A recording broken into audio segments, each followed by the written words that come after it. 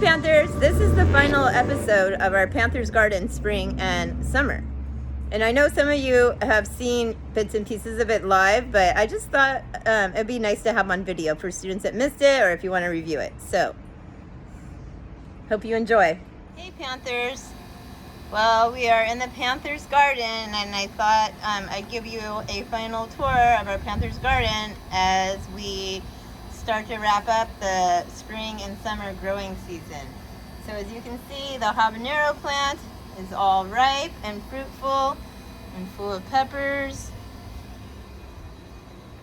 The ghost chili pepper plant, they're all ripe too. The Santa Fe Grande peppers, the jalapeños have not only gotten green but have all turned red.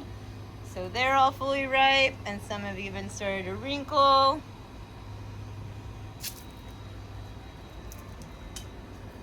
And then there's the herbs, the parsley, the chives, the basil's starting to die because that's what happens when we start to near fall. And the tomato plants have gone brown. So I'm out here planning to harvest some stuff so I can make some stuff out of our Panthers Garden harvest. So I'm going to pick some peppers and stuff, and I'm going to start cooking.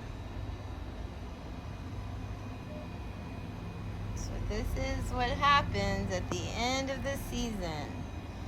But we had a fruitful season because we gave our plants lots of water, good soil, made sure they got lots of sunlight, and the result was a plethora of peppers and other things like tomatoes and herbs. There's the Moruga scorpion plant. If you look to the left, you can see some milkweed plant. I planted that to attract the butterflies. And here's some pictures of the Panthers Garden when it was lush and flourishing. This is what it looked like right before I pulled out the plants, and I just thought it'd be fun to share a spooky picture of the garden. Let me just review some of the herbs also. Here's a rosemary bush.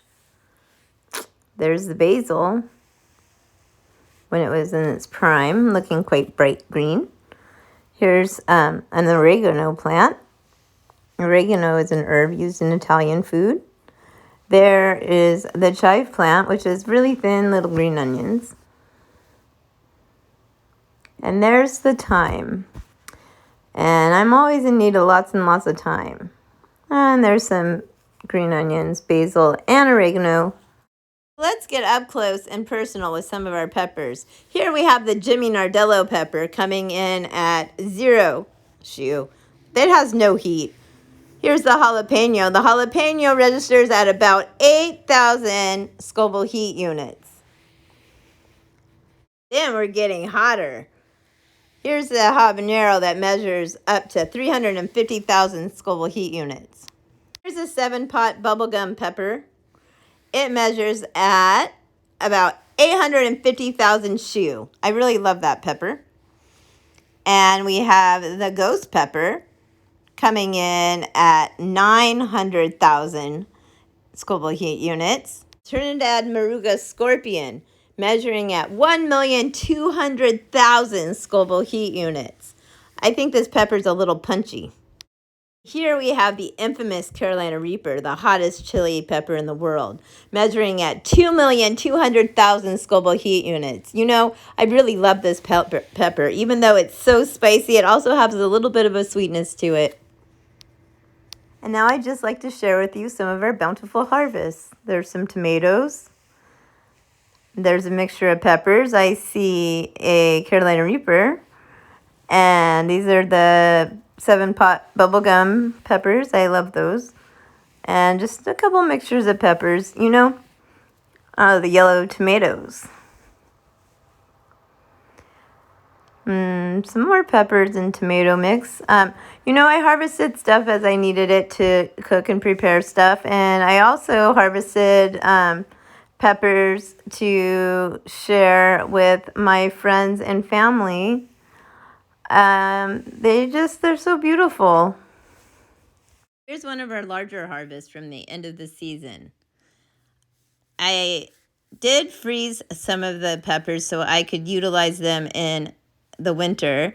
I also used this delightful device called a dehydrator to dry out some of the peppers. It's another way to preserve them so you can use them after the growing season is over. Here are some dried ghost peppers and some dried Trinidad Moruga scorpion peppers. Pretty cool, huh? We also had some visitors over the summer. Here's our monarch caterpillar that I named Maury. There's Maury in the chrysalis. And when Maury emerged from the chrysalis and metamorphosized, I was told that Maury was a female. There's Maury right now with a pepper that looks like a rose. So Maury's name changed to Maureen. There's a red skimmer dragonfly that visited. A Japanese beetle. I'm holding it. We released some ladybugs. There's one of them. There's an itty bitty praying mantis on my fingernail.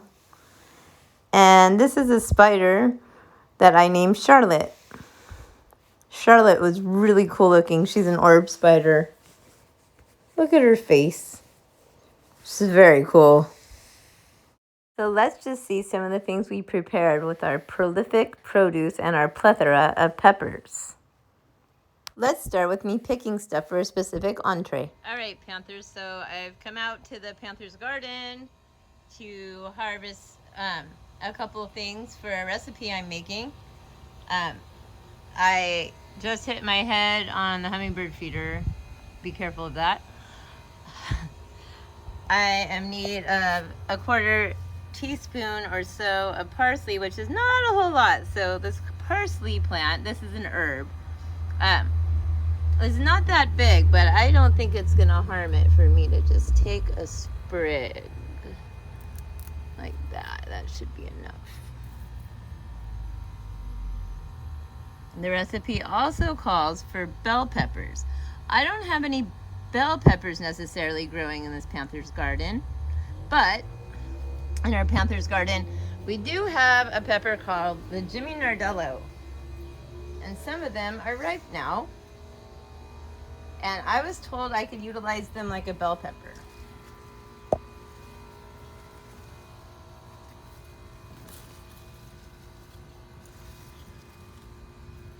There are these wiry things. You see that one's red, it's ripe. You can see there's some that are not ripe. They're green, but these are one of the peppers that are ripe when they're red. So I'm going to pick 2 of the red ripe ones.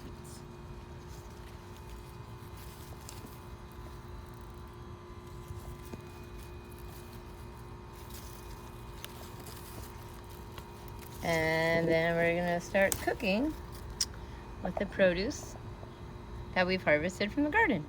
Here's the Jimmy Nardellos and the parsley, and actually an Anaheim pepper and some oregano we picked. I marinated shrimp, and I made shrimp and grits with that harvest. That was so delicious. I took some other ingredients from our Panther's garden, like this chopped parsley and these chopped peppers, and I made some stuffed mushrooms. They were scrumptious. I acquired some prickly pear fruit, which are the fruit from the prickly pear cactus, Nepalus. I processed the prickly pears in the food mill. I chopped some jalapeños from the Panther's garden, and I made prickly pear jalapeno jam. You know, your teacher makes lots of jam. I also took a menagerie, or a variety of peppers, and added some other ingredients. And I made an etouffee. Here's the finished product. It's topped with a crawfish, and I utilized black rice because black rice is delicious. And here's a colorful array of peppers that I made into chili pepper poppers. They're stuffed with cream cheese and wrapped in bacon. There's the finished product. I even made 2 pepper poppers out of a Carolina Reaper, the hottest pepper in the world. Ooh, there it is. It was scrumptious. You can see that there's yellow pear tomatoes in this salad I made, topped with my favorite Russian dressing. And here I go again. Here's some peppers from the Panther's garden. I utilized them to make a raspberry, strawberry, chili pepper jam. My brother gave me some fresh picked peaches from his garden and some apples. I utilized the peaches with the jalapeños and habaneros from the Panther's garden. I cut it up and threw it all in a pot. This one is the spicy meatball. It is peach, jalapeno, habanero jam. Here's a picture of your teacher in action, making her jam. I also took some peaches and apples that my brother had given me, and I made something called apple peach butter. Oh my gosh, it was to die for. I took pimento cheese with 7-pot bubblegum peppers. I actually chopped them up and put it in it. These are some grilled lamb chops with the rosemary. And here are your teachers stir-frying up some locusts with some chili peppers. Doesn't that look fancy? Also made several caprese salads with tomatoes and basil from the garden and mozzarella cheese. And here you see the lavender that I absconded with from my brother's house, some strawberries from Thacker Farms, and some jalapenos from our garden. I made 2 different versions of strawberry lavender jam. Here's the chili pepper version, and here it is processing in the pot. As you would figure, I made an abundance or lots and lots of jam. I also pickled some stuff. Pickling is when you preserve stuff. A lot of times you use vinegar. I used the chili peppers from our garden to pickle quail eggs. I just thought it would be cute. I also pickled some regular sized eggs. Look, there's some of the herbs from our Panther's garden in there also. When you pickle stuff or you make jam, you can preserve it in a canner, and that helps to make it last. There's the pickled eggs when they were finished. I also pickled some peppers. I pickled some sweet peppers for you guys, hoping that we can get back to school so you can try some of them.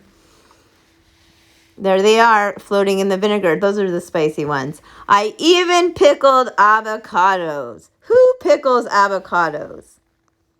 Ms. Boyer pickled the avocados. And there they are after coming out of the water bath canner. I also found the time to make 2 different hot sauces.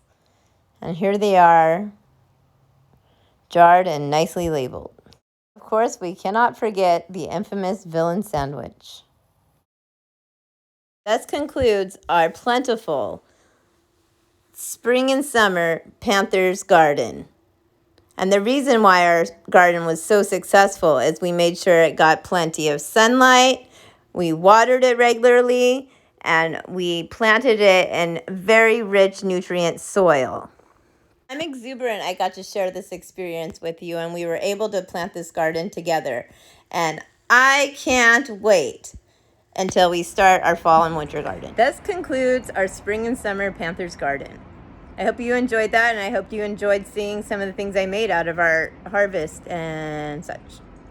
Peace out. I think I repeated myself a little bit, Panthers.